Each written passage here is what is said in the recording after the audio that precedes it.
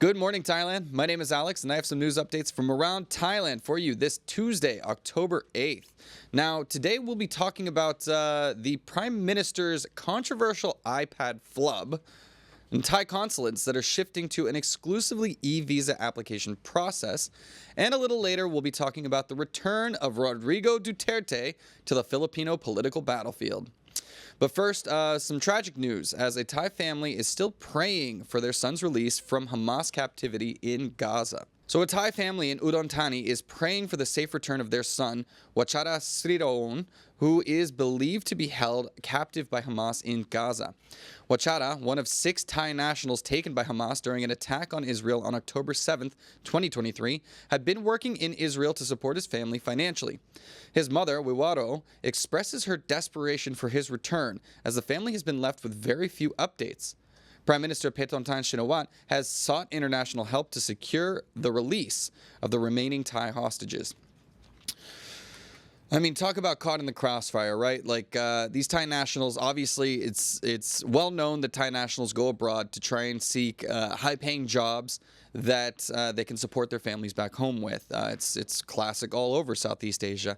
And in this case, the reason for the high-paying job in Israel is because of the risks that came with it. Obviously, nobody goes into it expecting to be taken hostage, particularly since you aren't part of any ethnicity that is embroiled in this, long-lasting, long-standing conflict between Israel and its neighbors, particularly Hamas in Gaza. So yes, our hearts go out to this family as well. And it certainly seems like Hamas is not doing themselves any favors by keeping this hostage, which would really just sort of like turn people in this region against your cause. So the battle rages on. Hopefully, at least the family can get some updates about the whereabouts and the safety of their son, because even at this point, it remains unclear. But yes, please let us know your thoughts on, and send your thoughts and prayers, please, to this family. And if you have any updates, please let us know if you're in the region. All right, moving on from that tragic story into kind of a sillier one. I'm not sure how I don't know how a lot of people are going to feel about this one. Now, an advisor to the Prime Minister is defending Paetongtarn's use of an iPad for a speech. Now, Jirayu Hwangsap, an advisor to the Prime Minister, has urged the public not to criticize her for using an iPad to read speeches at international forums. He explained that while Prime Minister Paetongtarn often speaks without a script domestically, global events like the Asia Cooperation Dialogue require precise language to maintain accuracy. Jirayu stressed that such adherence is necessary for international agreements, and citizens should focus on the substance of her leadership rather than the medium used. He encouraged public support for the Prime Minister as Thailand steps onto the world stage. Come on, like, I feel like this is a little bit of a silly criticism. Obviously, political leaders around the world use technology like teleprompters in order to make sure that they get their speeches right, particularly speaking in second languages like she is doing in this case. Man, tough critics, the Thai citizenship. I'm not sure. What do you guys think about this? Are political leaders allowed to use aids when giving speeches? Or should they have memorized everything that they're supposed to say before they get into the political arena?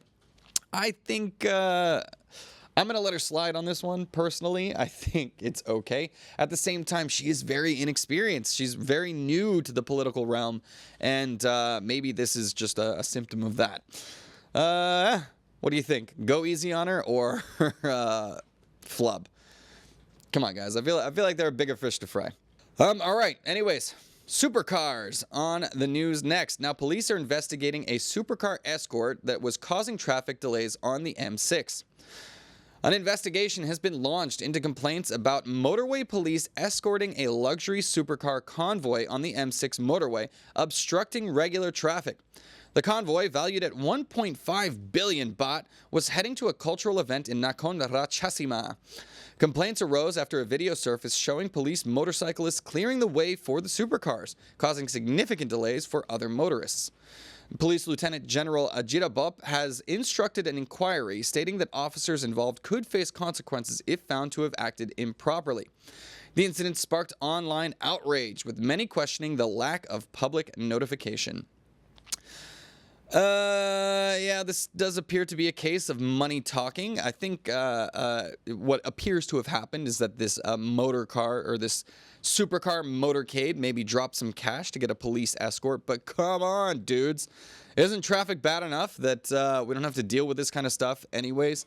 We'll see, because is this an actual proper process that these guys went through to say, all right, hey, we're going to have a ton of expensive cars going in one direction. Can we pay for this so that we have a proper escort? In that case, there should have been public notification. It doesn't seem to have been the case. We'll see what an internal investigation turns up, if anybody will face any consequences. Seems like it was just a major inconvenience for everybody, but isn't that annoying? Like, if you can just pay the fee in order to make everybody else's life a little bit more miserable. Like, not only do you have to like sit there and like, okay, we get it, you have money, but now you're ruining my day because I'm stuck in traffic even longer because you have special privileges. What are we talking about? The rich? Special privileges? Never. Anyways, tell me your thoughts on that one. Now, next one, we have a weird, controversial tale involving a Thai man who was arrested for distributing ex-girlfriend's explicit videos after contracting a sexually transmitted disease from her. All right, so the Central Investigation Bureau, CIB, arrested Paetongtarn on October 6th at his accommodation in Bangkok's Swan Long district. He admitted to sharing explicit videos of his ex-girlfriend as revenge, claiming she gave him an STD without informing him before they engaged in unprotected sex. Angered, Paetongtarn shared the videos after the breakup. He now faces charges under Section 144 of the Computer Crimes Act for distributing indecent material online, which carries a penalty of up to 5 years in prison and a fine of up to 100,000 baht. Two wrongs don't make a right, I think, in this situation. Now, okay, we're engaging in sex, like, without protection. Did she know that she had an STD or not? That's a question right there.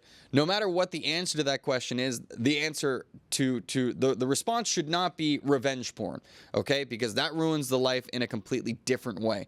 So now, not only is the STD knowledge public, her sexual private photos are also now public as well. I'm glad to hear that he is facing consequences for that action. At the same time, you know, if you're engaging in sex with a new partner, that is it's a pretty big no-no, guys. You got to wrap it up. Use protection. Demand to see an STD test. I know in the heat of the moment, just want to get down and dirty, but it seems like this was a lot of poor decision-making made by our man Paetongtarn in this story. But what are your thoughts? What should be should the woman face consequences if she knowingly spread this sexually transmitted disease? Unclear. Investigation ongoing. Maybe we'll have an update for you. Anyways, moving on to our next story. I think I'm keeping up with them all right. Now, I have some visa news for you guys. Now, Southeast Asian Thai consulates seem to be shifting to an e-visa only system. No more in-person meetings. Woo! The Thai consulates across Southeast Asia are shifting to an e-visa only system starting next week, with consulates in Vietnam, Malaysia, and Cambodia closing their doors to in-person applications. Yay! Consulates in Laos and Myanmar will still accept walk-ins, but with online appointment requirements. Indonesia, Taiwan, and the Philippines will maintain regular operations. Applicants must be physically present in the country of their chosen consulate in order to apply. Meanwhile, Thailand has introduced the Destination Thailand visa, offering up to 5-year stays for digital nomads, cultural activities, and families. Oh my God, this is good news. I went. Oh, sorry, Elliot or Evil Twin. I'll get back to you. But yeah, this is very good news to me because I recently had to go through this process in Laos. And it took a long time. It was a very drawn-out process and long waiting lines. You have to wait for it to process for a few days. I'm assuming the processing times might still be a little formidable, but then we have to see exactly how this is going to play out and if they have the infrastructure in place to make sure that this runs smoothly. But my hopes are up. Anything that reduces the time spent in a consulate is good news to me. So yeah, tell me, guys, are you looking forward to it? Is that going to change where you go to do your visa runs, to apply for new visas and the like? Let us know in the comments. All right, that's not the only silly story that we have on display today, as another story has gone viral, but it's coming out of Germany, involving a Thai woman, or should I say a Thai trans woman. She had a viral encounter with the police during a picnic in Germany. So that's right, this Thai trans woman, Chanantida Pinky Sononok, went viral on TikTok after a police encounter during a picnic with her German boyfriend in Villingen, Schwenningen, Germany. The police were called over concerns of a potential argument, but apparently the noise came from just a very loud sneeze by another resident. Pinky provided her documents, and the officers left after understanding the situation. Pinky later clarified the misunderstanding on TikTok, reassuring her followers that they had broken no laws. Many Thai netizens praised German police for their vigilance in addressing potential domestic issues. All this caused by a sneeze. Gesundheit. What a silly story. Totally went viral. Apparently people were questioning whether she had overstayed her visa or was facing some problems like that, and the Germans were just being very militant about enforcing that. Turns out it was questions about a domestic dispute, all triggered by just a very loud achoo by not even them, but by some neighbor. This is silly to me because you hear all sorts of crazy stuff that comes out of Germany. There's problems with a lot of their migrant population, things like that. Strange to see that they have the time to check up on a sneeze, but maybe things are just going that well in Germany, that especially in this maybe smaller village area, that this is the breaking news. So anyways, thoughts on that? Are the German police doing what they're supposed to do? Probably not much else to say about it, but it went viral here, so I have to cover it. Moving on. We're getting away from our Thailand news and heading into the greater ASEAN region. And our first stop is the Philippines, where Rodrigo Duterte is set to re-enter the political arena. He's going to run for Davao mayor despite the International Criminal Court's drug war probe. So, former Philippine President Rodrigo Duterte is under investigation by the International Criminal Court for his anti-drugs crackdown. Now, he has registered to run for mayor of Davao City in the 2025 election. Duterte, 79 years old, previously served as mayor of Davao for 2 decades before becoming president in 2016. His son, Sebastian Duterte, will run as vice mayor. Duterte's presidency saw over 6,000 deaths in a police-enforced drug crackdown, although human rights groups estimate a higher toll. Despite retiring from politics in 2022, Duterte remains very popular, though he faces opposition from human rights groups and political opponents, including the president, Ferdinand Marcos Jr. Well, 79, apparently, Trump's getting close to that age as well, too. This is, yeah, I don't know. Some of these guys... for them, it's a political shield, right? So facing this kind of international investigation, pressure from within internal politics, relying on their popularity is kind of a shield. So maintaining relevance by staying in the political realm, like he's running, it's strange that he wouldn't try to run for president because he does still maintain a very strong level of popularity over there, similar to Donald Trump, similarly under many criminal investigations, still running for president in America. It seems to be a trend going on around the world. So obviously Trump and Duterte have a history of being friendly with each other.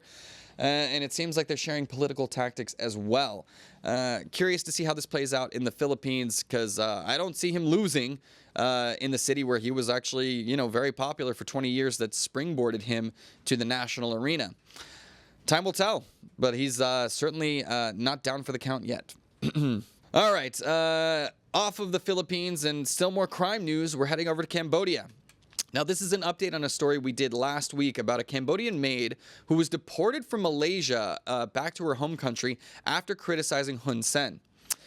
Cambodian domestic worker Nguyen Tuan was deported from Malaysia and publicly shamed after criticizing former Cambodian leader Hun Sen. This might have also been a case of lèse majesté. Arrested in Malaysia, she was escorted back to Phnom Penh, where Cambodian authorities distributed photos of her in handcuffs. Tuan had frequently criticized the Cambodian government, including Prime Minister Hun Manet and Hun Sen, on social media. Her deportation has sparked widespread condemnation, with human rights groups criticizing both Cambodia and Malaysia for suppressing dissent and violating freedom of expression. Now, Tuan is currently detained in Phnom Penh's Presar prison without legal representation. All right, lèse majesté and political criticism is apparently still a very serious crime, not only in Cambodia, of course in Thailand we have lèse majesté, and in Malaysia as well, this is still an issue. So these countries are willing to support each other, guys, when it comes to deportation of nationals to one another. There is so much intermingling of populations between these Southeast Asian nations, and apparently there's cooperation on cracking down on dissent. So yes, I come from the West. America, like, freedom of speech, the ability to criticize our leaders is like it's in our DNA from the very beginning of our foundation. But in Asia, there seems to be much more of an emphasis on harmony, right? On societal harmony. Unclear how this is going to play out. I have a feeling that this is a situation, guys, where you're calling more attention to it, right? That, like, all right, it's a warning to people, of course. Like, this poor woman is now in jail without legal representation. That doesn't seem exactly like a due process. But at the same time, could be a Hydra situation, right? You cut off one head and 3 more sprout out. Because, online internet organization is a thing and people are able to connect with each other over like-mindedness. So I'm not sure whether you're actually setting an example or creating a martyr, but I'm curious to know your thoughts about this in the comments, so please do let us know. Moving on, Vietnam recorded its highest GDP growth in 2 years with a 7.4% year-on-year increase in Q3 2024, despite the devastation caused by Typhoon Yagi. The growth was driven by strong exports, industrial production, and increased foreign investments. Exports rose 10.7%, industrial production grew 10.8%, and foreign investment inflows reached $17.3 billion.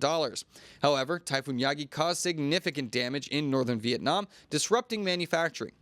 Vietnam aims for 6 to 6.5% GDP growth in 2024.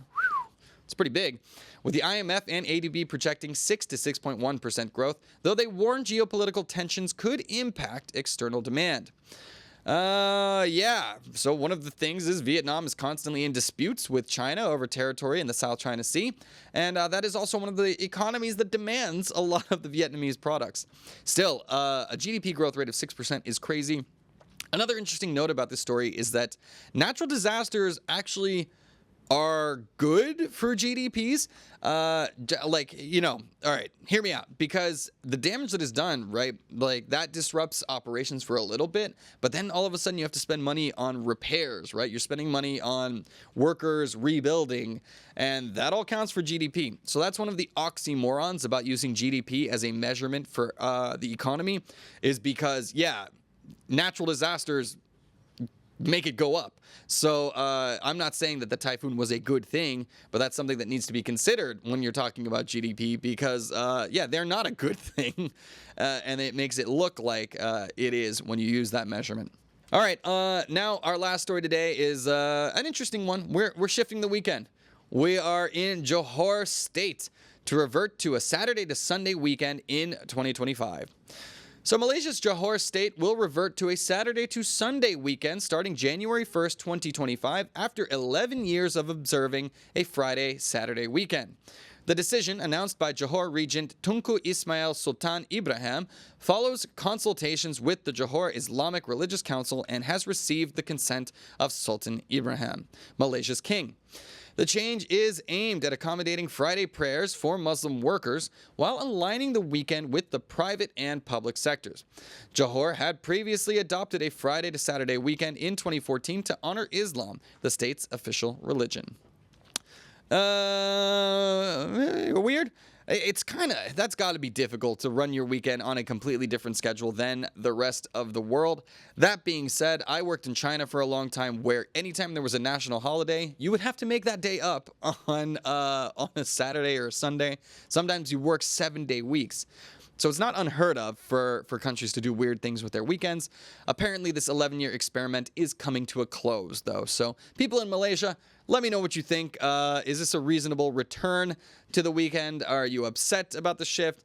I don't know. Seems like you're still getting 2 days off. Can't be mad either way. All right, guys, that'll do it for our news stories from around Thailand and the ASEAN region. You can always go to thetiger.com for more news updates throughout the day. We publish constantly up there, and I'm a little late to the game sometimes, so if you want to stay really up to date, you can head over there. Also, keep the conversation going. I love talking with you guys every day here at the morning news show.